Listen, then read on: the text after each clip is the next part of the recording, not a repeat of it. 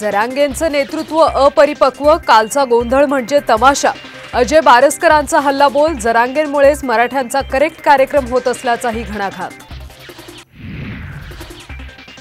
फडणवीसांना राज्यासह देशात अडचणीत आणणार, जरांगेंचा इशारा. संचारबंदी उठवा, मुंबईत येऊन दाखवतोच, जरांगेंचं फडणवीसांना आव्हान. अंबडमध्ये संचारबंदी असल्याने जरांगे पुन्हा अंतरवालीतल्या उपोषणस्थळी, सहकाऱ्यांशी चर्चा करून उद्या पुढचा निर्णय घेणार. जरांगेंचा बोलविता धनी कोण हे कळत नसेल तर गृहमंत्रीपदाचा राजीनामा द्या, संजय राऊतांचं देवेंद्र फडणवीसांना ओपन चॅलेंज.